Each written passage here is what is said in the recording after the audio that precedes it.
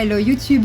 On se retrouve pour la dernière étape de cette trilogie. Pensée pour les vétérans, les persévérants et ceux qui aiment les pêle-mêle organisés. Et puis peut-être aussi pour les naufragés de YouTube, échoués ici au gré des recommandations sans trop savoir pourquoi. Ça tombe bien. Mon intention avec cette série est simple, vous proposer le genre de contenu que j'aurais aimé trouver pour appréhender cet univers, aussi dense que retors. Je suis loin d'en connaître toutes les ficelles, et c'est justement pour ça que je le fais, à mon échelle, en toute humilité. Si ça vous a permis de vous sentir un peu moins paumé, alors, pari gagné. La hype Elden Ring est peut-être passée, mais le jeu et ses fidèles sont restés. Il n'est jamais trop tard pour s'y essayer, ou même le relancer. Dans cette troisième partie, on va explorer ensemble l'inventaire avant de s'attarder sur l'armement avec, en bonus, quelques informations plus poussées transmises par Jae, une passionnée des Souls et membre de mon affreuse communauté. Merci pour le partage. On finira sur quelques conseils pour vos premiers pas dans le royaume des ombres. Après avoir survécu à l'Entreterre, vous pensiez avoir tout vu? Le DLC va gentiment vous faire comprendre que non.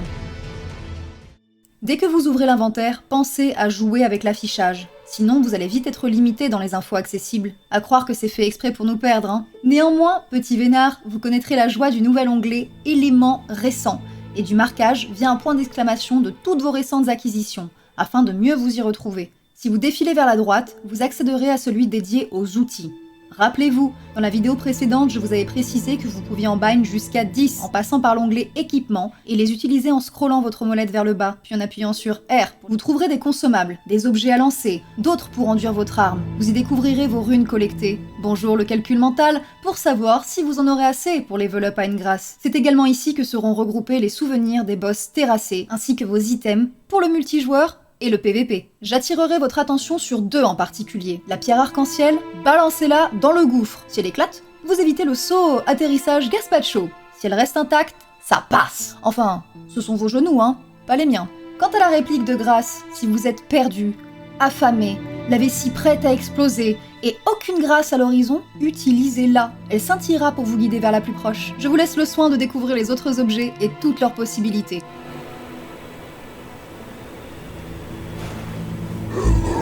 Si besoin, je vous invite à revoir ma précédente vidéo, où je vous expliquais comment augmenter vos cendres. Ici, cet onglet regroupe toutes les invocations que vous avez gagnées, par bravoure ou par hasard. Certaines vous coûteront de la vie, et d'autres du mana, pour qu'elles daignent se battre à vos côtés. N'oubliez pas les virées régulières au bastion, afin de les améliorer. Piu Piu me manque, même si son passe-temps favori restait de se coincer la tête dans les murs. Comme si le jeu n'était pas déjà assez sadique, même vos alliés trouveront le moyen de vous saboter. C'est l'onglet où s'entasseront toutes vos trouvailles. Enfin, si vous avez suivi mon conseil de tout looter comme des écureuils sous anxiolytiques, ils seront utilisables en accédant au menu du jeu via la touche Échappe, puis dans la catégorie Fabrication d'objets. Alors prêt? Craftez! D'un coup d'œil, vous saurez si vous avez assez de graines dorées pour augmenter vos fioles de vie ou de mana. Et aussi vos pierres et muguets pour booster vos armes et cendres au bastion de la table ronde. Ces items, vous ne les verrez qu'à partir du DLC, et c'est sur eux que reposera votre montée en puissance dans le royaume des ombres. On y reviendra dans le dernier chapitre. Vous découvrirez dans cette section des objets particulièrement puissants et précieux, comme les runes majeures en votre possession, qui s'équipent auprès d'une grâce et s'activent jusqu'à votre mort,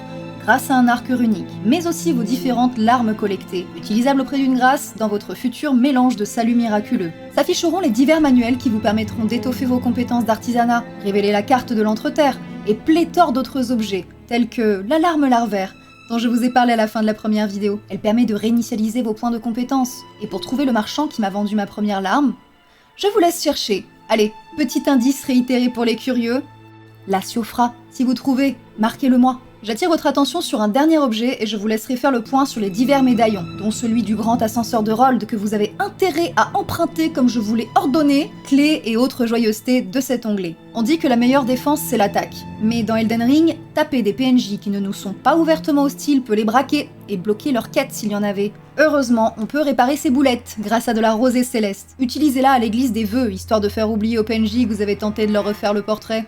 Les sorcelleries sont basées sur la stat d'intelligence, avec parfois une petite touche de foi sur quelques exceptions. Pour les utiliser, pas le choix, il vous faudra équiper un bâton. Et autant vous dire que côté école de magie, vous aurez l'embarras du choix, avec pas moins de 7 disciplines à pratiquer.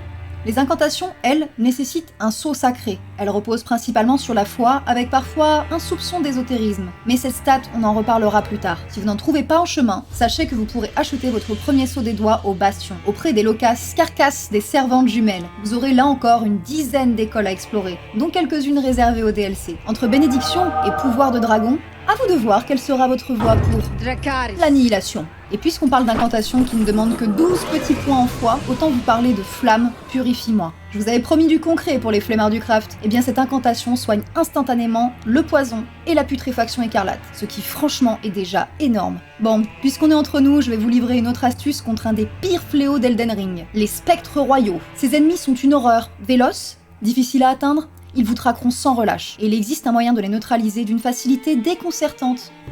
Il suffit de leur balancer une incantation de soin, même la plus basique. Avec seulement 12 points en foi, vous pourrez en acheter au Bastion, auprès de frère Corinne. Et croyez-moi, ça leur fera très mal, au point de les étourdir quelques instants et vous laisser le champ libre pour les finir. Mais bon, c'est quand même plus rigolo de les affronter à l'ancienne, pas vrai? C'est ce que j'ai fait, sans doute parce que je ne savais pas qu'on pouvait faire autrement. C'est vrai. Flèches, carreaux, boucliers, vêtements, c'est ici que vous pourrez inspecter tout ça si l'envie vous prend de changer un peu votre équipement, dans la section dédiée. Idem pour les talismans. J'ai déjà bien insisté sur leur importance, donc je ne vais pas trop en rajouter, mais je vous glisse quand même que la branche sacrificielle sera à considérer, quand perdre un gros paquet de runes risque de vous donner envie d'Alt F4 direct en hurlant. Elles sont rares, alors bon courage pour les placer au bon moment dans un jeu où de toute façon, à peu près tout ce que vous ferez risque de vous tuer à chaque instant. Mon perso va être fissuré, ouais.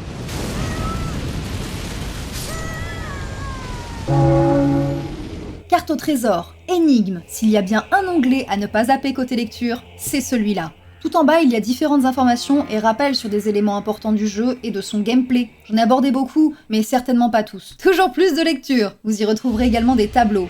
À vous d'essayer de retrouver ces points de vue, quelque part dans le jeu. J'ai beaucoup aimé faire la touriste. En même temps, j'ai été fascinée par la beauté de l'entreterre. Ah, il m'énerve ce message. J'ai pas touché la grâce. J'en ai passé du temps à contempler. Et aussi à bavarder, c'est vrai. Probablement autant qu'à mourir en tentant de jouer. Point important. Les cendres de guerre, ça permet de rajouter des compétences spéciales aux armes, mais uniquement aux armes standards. Vous voulez du sur-mesure? Faudra oublier les armes uniques et leur pouvoir imposé. Pas de buffet à volonté. Je vais vous suggérer 2 cendres de guerre qui pourraient vous être sacrément utiles et qui seront accessibles dès vos débuts dans le jeu. Commençons avec le serment doré, lootable en tuant un cavalier. On peut le mettre sur une arme aussi inutile que légère, comme la simple dague que vous pourrez acheter aux charmantes carcasses du bastion. Et oui, ça a son importance, car tout comme les vêtements ou encore les talismans, vos armes impacteront votre poids et donc votre charge équipée. Cette cendre de guerre est un bonus de défense et d'attaque qui dure 45 secondes. Utilisez-la juste avant d'entrer dans l'arène d'un boss. Ça peut vraiment vous sauver la mise. Personnellement, j'utilisais ma fiole de salut miraculeux juste avant aussi. Ça me faisait gagner de précieuses secondes pour caser mon invocation par exemple. Enfin, avoir une bonne arme sacrée sur soi peut changer la donne face aux ennemis non morts. Et tout ce qui ressemble à un squelette ou à un mort-vivant. À ne pas confondre avec certains PNJ très burinés que vous rencontrerez. Et pour en faire des osselets, la meilleure cendre de guerre à utiliser sera la lame sacrée. Certains bâtons offrent un bonus spécifique à certaines écoles de sorcellerie. J'ai eu la chance lors de ma première run d'en obtenir un, qui renforçait justement mon sort préféré. Est-ce que ça lui fait de l'effet, ma lune? J'avais opté pour un build hybride d'astrologue, façon Wolverina. J'aimais pouvoir alterner entre sorts à distance et attaque en mêlée selon la situation, tout en adaptant mon équipement au fil de mes rapides. Une précision utile, pensez à vérifier que vos armes sont dans le bon emplacement afin qu'elles puissent être utilisées correctement. L'onglet équipement comporte un fond gris et des symboles qui vous aideront à vous repérer. Et si vous êtes à cheval sur torrent, gardez à l'esprit que seule votre arme en main droite est utilisable. Je vous le dis en connaissance de cause, ayant passé plusieurs heures à jouer avec mes armes inversées. Avec toutes ces possibilités d'armes et de compétences, il est facile d'oublier certains raccourcis pourtant essentiels. Voici donc un rappel pratique qui, croyez-moi, pourrait vous éviter bien des déconvenues en pleine action. Pensez à tester systématiquement ces raccourcis dès que vous équipez une nouvelle arme ou une cendre de guerre afin de ne passer à côté d'aucune capacité disponible. Il y a des limites, des caps pour vos statistiques, sachant que chacune peut être augmentée jusqu'à 99. Passé certains paliers, vos bonus iront déclinant, particulièrement après 60 points attribués à une stat. Vous serez influencé par vos objectifs d'armes à équiper, surtout si vous visez celles de boss majeurs ou souhaitez maîtriser leurs sorts et incantations. Vous serez face à un système de scaling, d'échelonnement, qui détermine à quel point les statistiques de votre personnage vont améliorer les dégâts de l'arme ou de l'incantation dont vous userez. De S, le meilleur accord, jusqu'à D, ce sont vraiment les attributs à considérer pour influer la répartition des points. Vous voyez, j'aurais pu et dû mettre plus de dextérité, afin de maximiser mes dégâts, car mes armes sont orientées intelligence et dextérité. Mais étant donné que je suis une faible sans éclat molle de la roulade, j'ai mis beaucoup de points en vigueur, comme vous pouvez le constater. Les armes avec des effets passifs sont à privilégier. Attention à ce que cet effet soit compatible avec une cendre de guerre si vous souhaitez en équiper, sachant que la cendre prendra le dessus sur le pouvoir de base de l'arme. Commencez-vous à réaliser toutes les possibilités de gameplay et l'incroyable rejouabilité d'Elden Ring, et ce n'est pas fini. Prenez une gorgée d'eau ou d'apéro, et c'est reparti. De prime abord, on peut penser que l'ésotérisme est une statistique au même rang que l'intelligence et la foi. Voici cependant ce qui fait son intérêt. Elle augmente la résistance à la malmort, ainsi qu'aux dégâts sacrés. Et pour toute arme ayant un scaling en ésotérisme, elle augmente la quantité de poison, de saignement, de sommeil et de démence qu'on inflige avec. Il existe deux grandes catégories de dégâts qu'une arme inflige, et peut infliger. Les dégâts liés à sa forme, les dégâts d'affinité. On peut appliquer une affinité sur énormément d'armes, pourvu qu'on dispose d'une cendre de guerre et ou des lames d'affûtage adéquates. En plus des dégâts d'affinité, une arme peut aussi causer une altération avec son effet passif. Parlons gros points, ou gros kiki, parlons méta. Les altérations les plus redoutables sont le saignement, et la congélation. La congélation présente plus d'avantages, car elle baisse la résistance de 20% pendant 60 secondes, et des ennemis qui sont immunisés au saignement peuvent y être sensibles. L'idéal est de combiner les deux, en trouvant une arme qui provoque naturellement du saignement, et y ajouter de la congélation. C'est cela, oui. Pour jouer avec toutes ces possibilités, il est capital de ne pas passer à côté du couteau d'affûtage, qui se trouve au tout début du jeu, dans le premier campement près de la Grasse Porte, où commence la quête pour débloquer Torrent. Un peu plus tard dans le jeu, vous pourrez vous lancer à la recherche de la cendre de guerre de glace, la brume de givre, dont il faudra récupérer la lame d'affûtage alentour.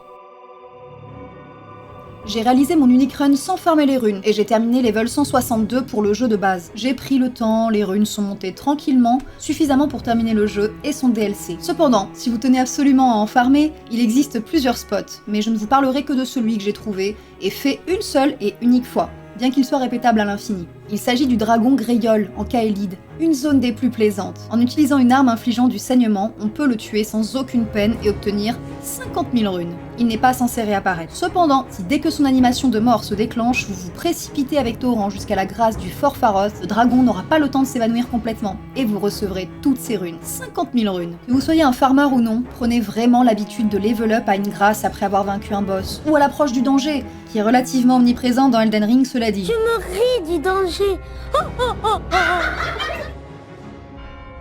L'entrave de Margit peut s'acheter au début du jeu dans la caverne des eaux noires. En lisant sa description, on comprend qu'il s'agit d'un atout à utiliser contre un boss en particulier, mais qu'il peut également se rendre bien utile en actionnant des mécanismes à distance et en révélant les murs invisibles à volonté. Si vous loupez cet objet, il en existe une autre version avec les mêmes propriétés dans les souterrains de la capitale. Et vous savez quoi ? Eh bien je n'ai ni l'un ni l'autre. Je n'ai même pas mis les pieds dans cette fichue caverne. Mon propre tuto me sera utile, c'est déjà ça, pourvu que je puisse faire une nouvelle run un jour, avec votre soutien. En Liurnia, vous rencontrerez un type appelé Bogart le Malfrat. Selon vos choix, vous débloquerez peut-être auprès de lui l'achat de crabe bouilli. Il s'agit d'un consommable qui augmente votre résistance de 20%, ce qui est autant que le meilleur talisman de défense aux dégâts physiques du jeu. J'en profite pour rappeler que beaucoup d'informations, dont celle-ci, partagées dans mes vidéos sont volontairement succinctes, afin que vous puissiez quand même expérimenter un maximum, tout en vous fournissant des pistes précises de recherche, afin que vous trouviez aisément ce dont vous avez besoin sur internet. Lorsque vous avez le choix entre l'effigie de Marika et une grâce après un décès, choisissez toujours l'effigie, car elle sera plus proche du boss ou de la zone où vous aurez succombé.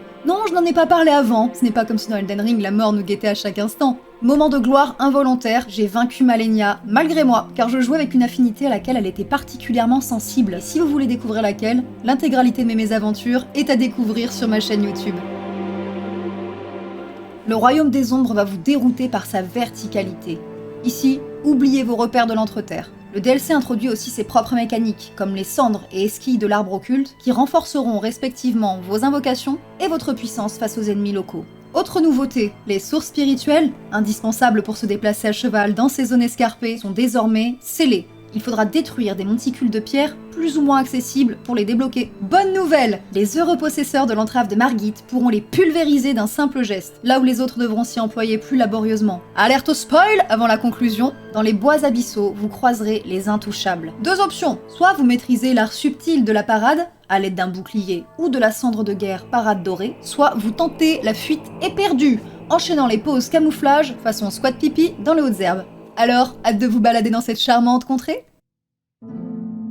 Il y aurait encore tant de choses à dire, et d'autres que, franchement, je n'avais pas envie de vous dire. D'ailleurs, on n'a même pas abordé l'histoire nébuleuse de ce monde et ses protagonistes. Qui sait, peut-être qu'un jour je me laisserai tenter par une vidéo dédiée. En tout cas, n'oubliez pas, ce qui paraît évident pour certains ne l'est pas forcément pour tout le monde, surtout dans Elden Ring. Il y en a qui font des runs en no-hit, coucou Jay, donc sans monter leurs stats, booster leurs armes, utiliser leurs invoques, et surtout, sans se prendre un seul coup. Mais soyons lucides, les Jay sont rares, alors je voulais surtout vous accompagner à mon rythme dans cette découverte, en espérant qu'il s'accorde au vôtre. Et si vous hésitez encore à vous lancer, un coup d'œil à mon best-of partie 1 vous montrera que je reviens de sacrément loin. Comment je fais? Qu'est-ce que je fais? Je touche la grâce, je touche! J'ai touché! M'en fous! Parce que oui, maintenant que cette trilogie touche à sa fin, il est temps de vous l'avouer. Tout ce que je vous ai raconté sera probablement inutile si votre objectif c'est de foncer, ignorer les quêtes et multiplier les roulades parfaites. Mais pour tous les autres, pour ceux qui ont envie de prendre le temps, de s'égarer un peu et de beaucoup, mais moins galérer, eh bien ces vidéos sont là désormais. Merci de les avoir suivis et à bientôt!